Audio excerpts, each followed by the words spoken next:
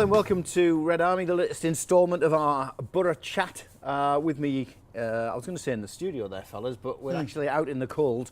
Dickens too in the beer garden, but they've given us a heater, so that's quite nice of them. Feeling these temperatures, Rob, it's going to be the last one we're going to do this season. That's right, we're going inside. Rob Nichols, editor of Fly Me to the Moon, welcome. Nice to be here. Always welcome, mate. Thank you. We do like your knowledge and your thoughts on the Boro.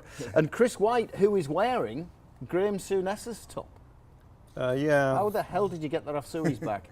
Well, it wasn't difficult because he was surplus to requirements. I used to run a football team for the local constabulary in the 70s. And I remember this story. They loaned you a kit. Harold, no, well, they didn't. We used to get it every year because they used our training facilities at Hall Drive. So Harold Shepperson gave them to Les Kerr, who ran the team before me. And when we got new strips for the police team off Willie Madron, I kept these for my Sunday team. And then after about 8 or 9 years, because I'm Boro daft, I kept the shirt.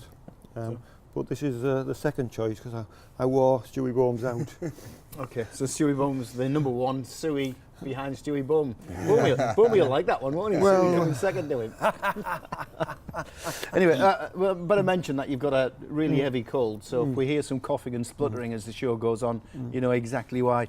Rob, let's get into it. International break coming to an end, thankfully. Yes. I suppose we're all hopeful. Goes without saying that we have a better start after this one than the last one. Absolutely. Yeah, I think this stage of the season, you chop the season up by chunks by international breaks, and you compare each. We obviously, going into the first international break, we drew 0-0 at Leeds, and won on points, but we didn't win the points. But basically, we might have remained second to Leeds, but we really performed well. And in that chunk of the season, we looked really good, didn't we? We looked very good value. It was right up until the end of that Leeds game when we looked good. Absolutely. Yeah. And obviously the last game, it leaves, it sort of, it embeds that memory, the way you go into an international break, and the Forest game was really bad news. Although we could have gone in top, we were so close to it, but that last game, well, we unravelled in many respects. So we hope that we've had a chance to recharge our batteries. The only problem is so many of the players have been out on international duty, and they'll have so little time, and less time than other clubs to prepare because we play on a Friday night. And this is a big win for Tony Pulis, isn't it, Chris? He's not happy the fact that we're playing on a Friday night after, 9 Boro players involved in international games, or a figure something like that. Sheffield Wednesday have got the one. How unfair is it? Yeah. Well, I think it's an argument. But if you ask a professional footballer, they say they want to be playing games. And I think back to, like in the 70s and 80s when they were playing 56 games a season. Liverpool, when they were winning the European Championships, 56 games they played. They weren't, and they're much smaller squads. So I think there's some merit in it, but I think it's more a mental thing than a physical thing. And for me, it's and it used one of Tony Pulis' own lines. They need to just shape up a bit and get into it. My dad, bless him, Rob, would always come out with this, footballers these days, they're spoiled. We used to play loads of games in those days, you know, they train for an hour and a half now, get pampered, get all the meals for them, and play a handful of games across the season. Has the game changed significantly, do you think, from much faster. From his day to the present? It's surely much faster, and sadly I look back at a lot of those eras of like the Bruce Rioch team or the Jack Charlton team that was unchanged every week, and a lot of those players ended up finished early with bad injuries that they took on into retirement. So hopefully things have progressed since then. But I think that it's so close now between clubs, especially in the Championship. There's so little so little between. So if one club's got that extra edge of like. We've had 9 players away, then it could be quite significant. Well, what was one of the interesting things when we started the season? Our squad, we were winning games late, scoring late goals, and that was because we had the extra fitness. Yes. And definitely right. And that's whether I think Tony Pulis said himself that the other teams had caught us up. Yeah. But that's something I look at now, and we don't pressure games all the way through. And that was one of my main criticisms of our wobbly bits. We're not at it for 90 minutes all the time, and I mean, Forest totally bossed us.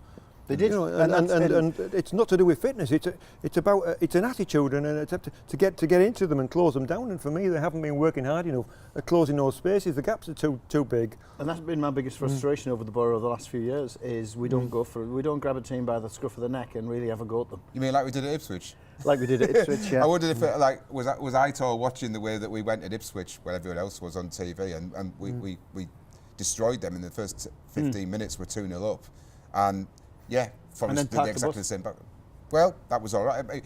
When you've got to play again on the Saturday, the ends justifies the means in a way. But then in the end, that Forest came at us from the very start, and we didn't get settled. And it's strange because you're at home. Surely it's more difficult for an away team to do that to a home team than the other way around. Yeah, and I thought at Ipswich there was several outstanding players. Besic, who's got that great goal. He's been very in and out since he's come to Boro, but we really missed Clayton, didn't we, against Forest? But Saville had played he looked like Robbie Mustoe to me at Ipswich. He was both ends of the pitch. He was all over the pitch. But it was immediately apparent that we were missing Clayton's presence at the back. Stu Gawley's, as he normally does, gives us a message, several of them during the show. So they are match fit, being away on international duty. I don't think there's a question about fitness at all, is there, for the players? Yeah. Pulis got them fit very early, pre-season. I mean, he gave them a real roasting, didn't he, fitness-wise? Yeah. And it, like you said, we've seen signs that it paid off. Other teams have caught us now. So what do we have to do to be different? Well, a lot of it is it's still moving the ball quickly. Forest took us apart because they had pace on the wings. They troubled us on both wings. All right, Pulis has said that we need some pace on the wing, but you can do that by moving the ball and making the runs. And we had the situation where the forwards have been making runs and not getting the ball. And for me, that's an area that we need to look at, making no runs into space for the players to run onto, but also the quality of the crosses. And I think we were talking earlier. For me, there's too many crosses are getting blocked. They're not getting in the danger area because, and I'm thinking of Shotton in particular, but maybe I'm just being unfair with that one. He wants to take too much time before he puts the ball in to get the cross. Yes, occasionally he puts some good ones in, but for me, there's too many of them. Too often, they get blocked by the players being allowed to get close. I'll say to you that the man of the match at Ipswich, the player that I didn't mention, was Stuart Downing. Yeah, was phenomenal. But I think he played an even better game against Nottingham Forest. I'd agree with you. Yeah. And his crosses, it was going inside, going outside. He had his full-back in his pocket even more than they had Shotton. This was the Downing in the very early days of Pulis's reign. Because when Pulis came in, if you remember, Stewie was on fire, and Pulis came out and said, I wish I had 11 Stewie Downings. Yeah. And he said, hasn't he, that he's 34 now, I can't expect him to play 3 games in 8 days. And that's a real conundrum for him. But he played an absolutely blinder at Ipswich, played a blinder at Oldham Forest. Well, that's a big problem. We need to get forwards on the end of those crosses because they were superb crosses. Yeah, but that's the other thing with Downing. He always finds space. He always seems to have time on the ball because he's intelligent and looking where he picks the ball up. And that's something I think the forwards can make more runs and find themselves in space. But we're not playing forwards that way. We're not playing forwards that way. Sambalonga, bless him, I think he loves having the ball played for him to run onto and run at defenders, but he's forever got his back to them. Yeah. Are we ever going to play our forwards in their best and most natural style? I suppose so, but obviously it's a compromise. You've got to blend people into a team.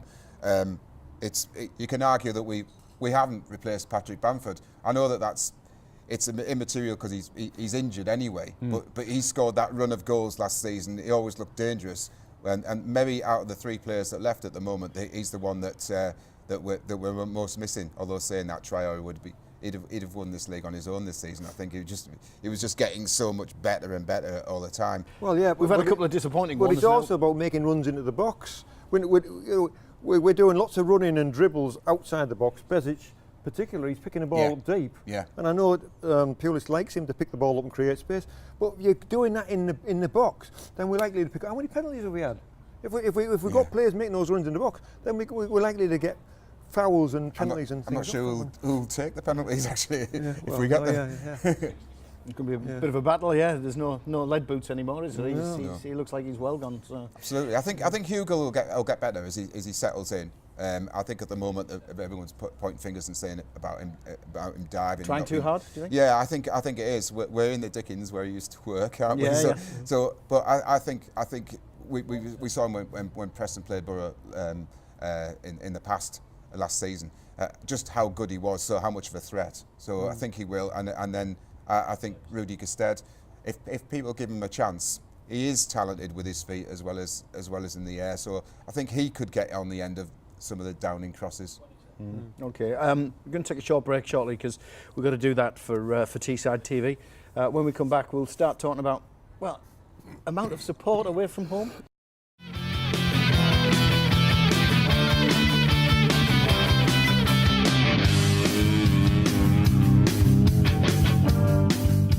Now then, welcome back to D2 at the Dickens Inn. That's where we're coming from with a nice little fiery. You can feel a bit of warmth there. You're all right there, Chris. You've got man flu heavily, and we stick you next to the warm thing. A couple of messages coming in. Stu Gawley, Tony knows now. We know you're not a Tony Pulis fan, mate. Do their job. Stop moaning about it. Thanks, mate. Chris Henderson, get Tavernier and Wing in the team. They give us pace and attacking options. We chatted this one through last week, but it's always there, isn't it? Tavernier and Wing, should they be in the side? I thought Wing gave us something really extra, didn't he? His passing vision. It's not just all about hustle and bustle with him. And certainly in his last outing at Preston, he was outstanding, as several of the players were. So I would like to see him included in the squad again.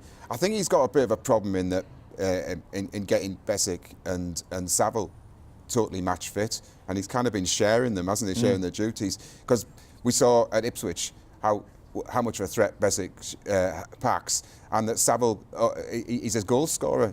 He was outstanding for Northern Ireland again the other night. But I think Wing's got to be part of it, and Tavernier is an outstanding player, and he seemed to have grown in stature to me from his loan period last season, as with Wing. We saw him at Millwall come on at Millwall, yes, and the pair of them changed the game. They did. Do they deserve to? Well, I mean, Wing's been given a bit of an outing. Tavernier not really, not as much so. Do they deserve their chance? Well, I prefer Tavernier to Wing just because their own playing styles. I think Tavernier's got a more all-round game. I think he's very dynamic and no fear. Two different players, though, aren't they? Yeah, but I do like the fact that they're not fazed by anything, and I think that's important. When we were talking about commitment and effort and the team effort, but it's not just one player. Everybody has to do it together, and that's where we've been falling down. They haven't been doing it together. They haven't been working hard enough in the right areas. Ian James Smith just put in a comment himself. Wing can count himself unlucky to be out. Definitely feel we look more creative with him in the side. Set pieces, which Pulis loves, corners, etc. He's top notch at. It's interesting, isn't it? Our player's been plucked from non-league football, and suddenly we're saying he should be in. He should be in this side. Fellas, we've got Wednesday to come. We'll focus on that shortly. Then a couple of home games: Rotherham, Derby. Yeah. Then we've got a cup match, of course, with Palace so soon after. Is this the opportunity we need now to right the wrongs of the last handful of games? What do you reckon, Chris? Well, I think we need to be angry that we're now. Are we sixth now? We're right out. I haven't looked at the league table for a week and a half. But the quality we've got in the squad, it's anybody's league, and I think we need to take a grip of it and regain control of our own destiny. Rob? We've always been good on a Friday night. Yeah. We've we were always good on a Tuesday and unbeaten, and then Norwich did us 1-0. I remember that one. Okay, right. But you kind of you can set your stall out on a Friday, and everyone else can hopefully don't overtake us. But it's a good opportunity against Sheffield Wednesday to strike back again. And then, as you said, with those two home games and then the cup game. Maybe get the crowd behind the team again and get something going again and getting a real buzz again, because maybe it's gone a bit flat. Sheffield Wednesday have conceded every game this season, haven't they? So there's goals there. Yeah. Oh please, hang on. Where's the wood? I'm touching rattan at the moment. I hope that constitutes wood. But it's there. They're playing open. They're playing an expansive game. But we need to be at it. That's the main thing. If we're at it, we can beat any team in the league. Neil Dyball sent a few messages through. Do you think we could counter teams sitting back?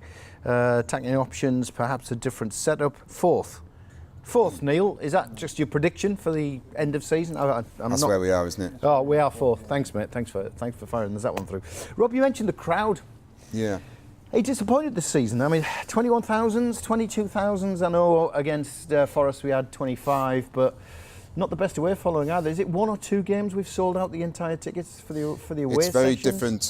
very different to last season. Huge. It's kind of the pattern that we've seen before when we've been in the Championship, that the crowds go down season by season, sadly. I know that a lot of people are feeling the pinch now. Shops, you go around shops and people are not spending that extra bit of money.